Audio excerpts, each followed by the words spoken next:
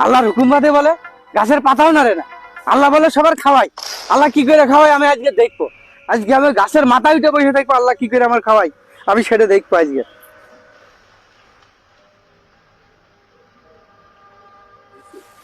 অনেক জায়গায় তো ঘুরলাম, আমার মনে হয় এই জায়গাটা খুব ভালো হবে। তো ঠিক আছে, এখানেই রান্না বাড়া শুরু করো। হ্যাঁ, আচ্ছা ঠিক আছে, তাহলে আমরা এখানে বসে কাজ শুরু করব। আরে আমি এখানে বসে রয়েছি আর ওরা এই গাছের নিচেই আসলো। গাছে একটা ছেলে বসে আছে দেখছি। কি গো বাবাজি, তুমি উপরে কেন? নেমে এসো, নেমে এসো, আমাদের এখানে রান্না বাড়া হচ্ছে, একসঙ্গে খাবো। এসো বাবা। না না, আমি আজকে খাবো না। আল্লাহ বলে সবার খাওয়াই, আমার কি করে আজকে আল্লাহ আমার খাওয়াই আমি দেখবো। আমি গাছের মাথায় বসে থাকবো, আমি দেখতে চাই আল্লাহ কি করে খাওয়াই সবার। কাকা, আমরা সারা দেশ ইসলাম প্রচার করে বেড়াচ্ছি, আর এই ব্যক্তি আর আমি একটা কথা গেল, আপনি তার একটু বুঝ দেন, সে তাহলেই তো বুঝে ফেলবে সব।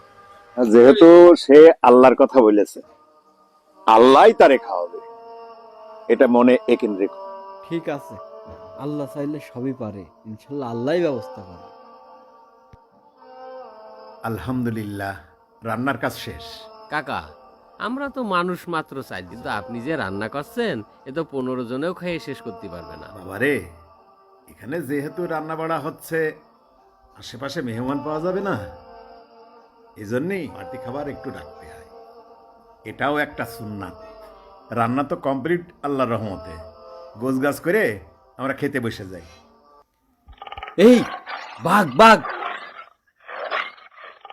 ওরে আল্লাহ, ওরা তো সবাই দৌড় মেরে বেঁচে গেল। এখন লাভলি তো বাঘে আমার খেয়ে ফেলবে না, তার চেয়ে ভালো আমি এখানেই বসে থাকি।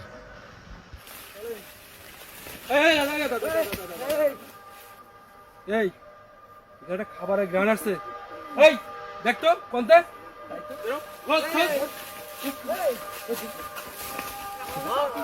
আল্লাহ রে, এই ডাকাতির দল তো আমার দেখলি মেরে ফেলবে না, তার চেয়ে ভালো আমি এখানে পলিয়েই থাকি।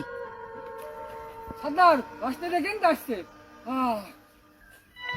কিরে, খাবার এখানে রান্না, এ তো মনে হচ্ছে কোনো কেউ না কেউ এখানে আছে। সবাই যা যাবেন সিজে পর এক কিরা আছে এক।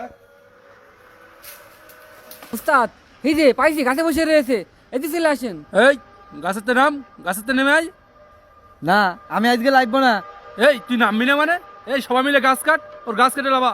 আচ্ছা আচ্ছা, আমি লাভজি লাভজি। এই এখানে খাবার রান্না করা, তো সাথের আর লোক কই বল। সর্দার, আমি কিছু জানি না, একদল মুসাফির আসছিল, ওরা এইসব রান্না করেছে। ওরা বাঘের গর্জন শুনে পলিয়েছে, আর আমি গাছের মাথায় বসেছিলাম। না না না না না, তুই মিশাতে বলছিস।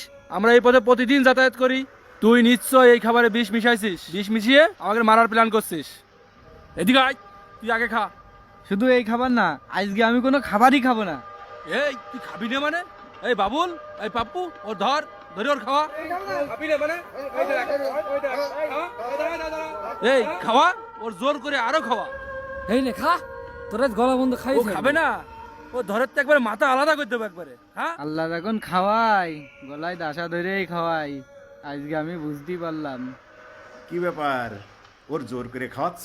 আমরা ভাবিলাম এখানে যেহেতু ও ছাড়া আর কেউ নেই, ও রান্না করে বিষ মাখিয়ে আমাদের সবার মারার প্ল্যান করেছে, এই জন্যই ওর আগে খাওয়াচ্ছে। এরা কিন্তু আমার বলছিল যে আমরা লোক কম, এত রান্না করছেন কিসের জন্য।